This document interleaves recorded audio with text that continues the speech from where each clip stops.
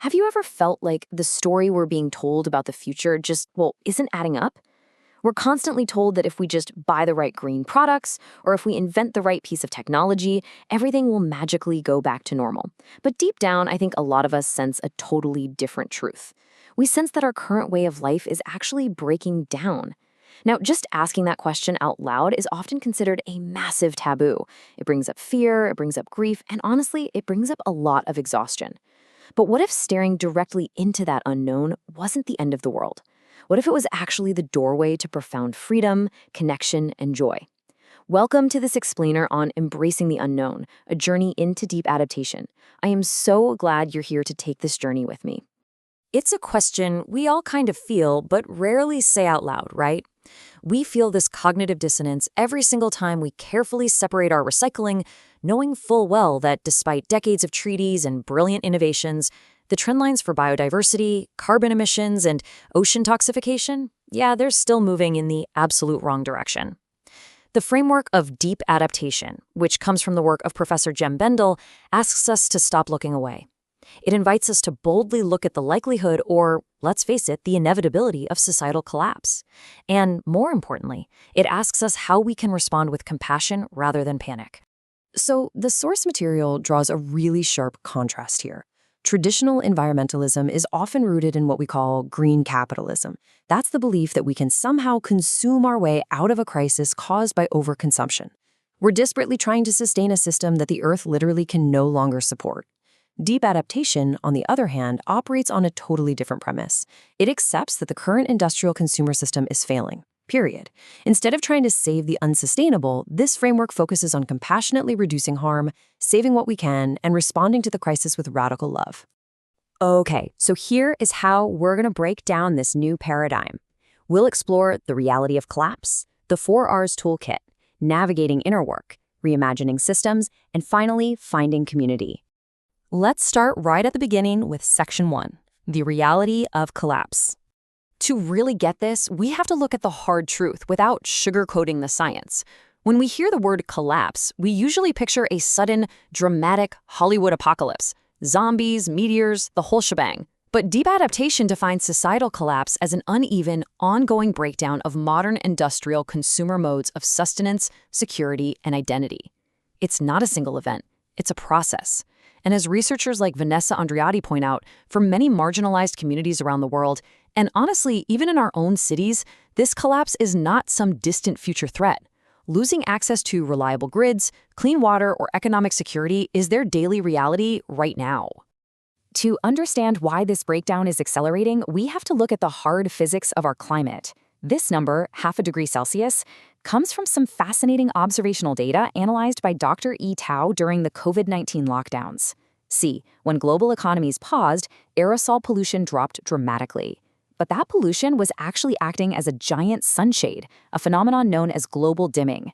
When the skies cleared, it triggered a rapid, localized warming pulse of up to 0.5 degrees Celsius in regions like parts of China and India.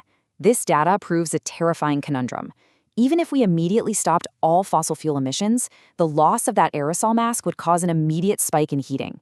We are locked into massive disruption, regardless of our emission scenarios. Which brings us to Section 2, the 4Rs toolkit. We're going to need a compass for all this change. Look, transitioning from that daunting science can feel incredibly overwhelming. So let's shift our focus to the practical, compassionate safety net we need to navigate this disruption. We aren't just left to panic. Professor Bendel created 4 guiding questions, the 4Rs, to help us process what to do next. Step 1 is resilience. What do we most value that we want to keep, and how can we keep it? Step 2 is relinquishment. What do we need to let go of so we don't make matters worse? Think certain consumption habits or expectations of perpetual progress. Step 3 is restoration. What can we bring back from the past, like community reliance or regenerative food cultures, to help us out? And step 4 is reconciliation. With what and with whom shall we make peace as we face this reality together? These aren't rigid rules. They are compass points to systematically process our choices. Moving right along to Section 3, navigating inner work, because this takes a toll. Facing this reality takes a massive emotional toll. When people first encounter deep adaptation, the initial response is almost always profound grief, fear, and sheer exhaustion. Modern culture tells us we need to fix these feelings, medicate them, or just look away. But drawing on eco-psychology, the message here is entirely different. You must sit with your despair. Your grief is simply a measure of your love for the earth. We are not separate from nature. Our heartbreak is literally the earth crying out through us. We have to allow all of those feelings to play their part in transforming our climate anxiety into radical love. And that emotional processing builds into what thinker Satish Kumar calls radical love. He defines it as love without any expectations. If you only love the earth because you expect it to provide you with a stable climate and endless resources, well, that's conditional. Radical love means loving the planet and loving humanity, even if there's no guaranteed happy ending. You do the right thing. You act with compassion simply because it is the right thing to do, not because you are trying to control the final outcome. And that leads us to a fascinating concept discussed by thinkers like Michael Dowd and Karen Perry. It's called the post-doom paradox. They point out that yes, collapse awareness is hell, but collapse acceptance brings unexpected benefits. Once you truly accept that the current system is ending, the confusion evaporates. You stop blaming and fighting reality. Instead, accepting the worst-case scenario actually unlocks a profound sense of freedom, clarity, and surprisingly enough, joy. You are liberated from the desperate need to save a dying system and freed to just be a blessing to the people around you today. Next up, Section 4, Reimagining Systems, Building Alternatives from the Ground Up. Once we have done that internal healing, we have to move to the external, systemic work required to build a softer landing for our communities. True adaptation requires way more than just new technology. The framework argues that we must fundamentally unlearn colonial and capitalist systems that view nature merely as a resource to be exploited.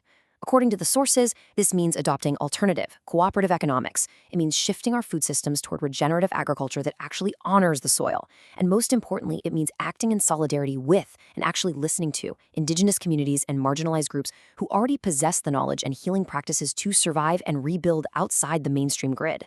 When applying this new thinking to technology, the sources draw a really sharp contrast.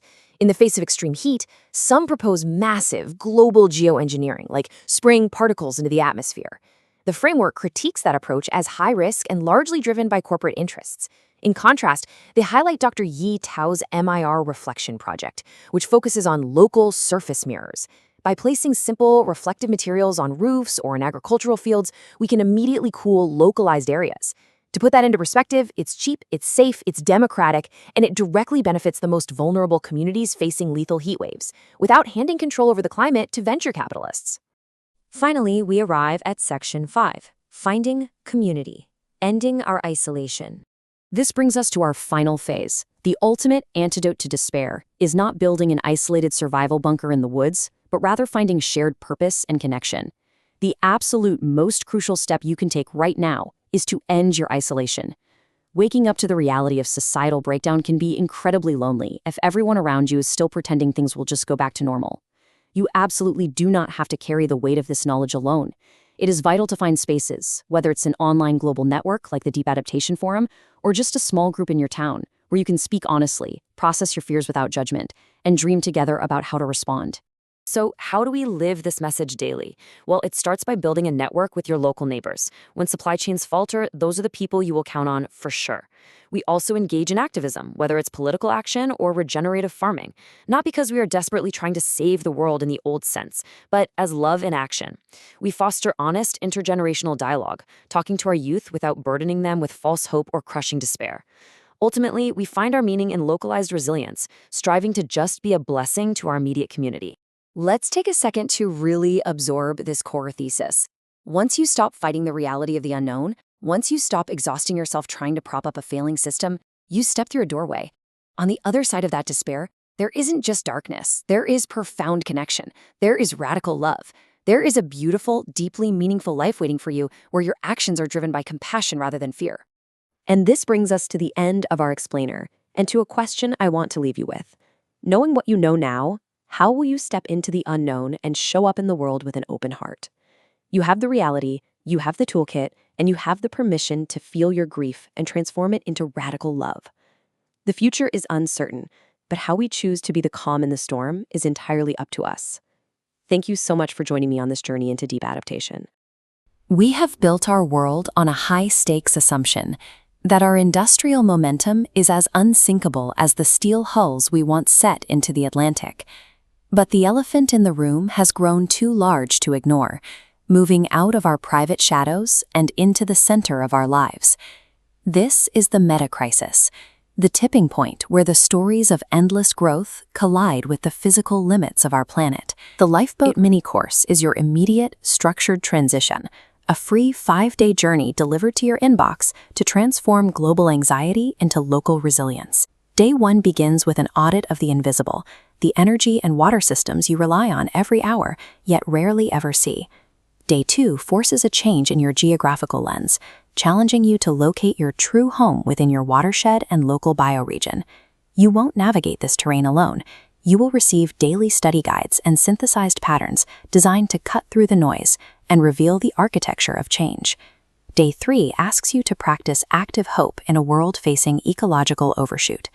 Day 4 introduces the demanding standard of revolutionary love. By tracing the water back to your neighbor's tap, you move beyond the narrow walls of self-help and into the expansive, interconnected practice of systems health.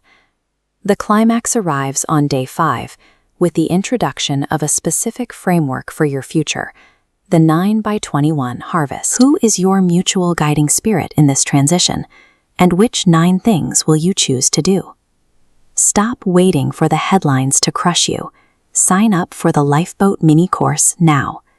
Access your Day 1 materials immediately and join the community hub where the next story of our world is already being written. You can remain tied to the illusion of a collapsing global credit card, or take this course to begin building real systems health today. The Earth is tired of the lie. It is time to dance with the truth.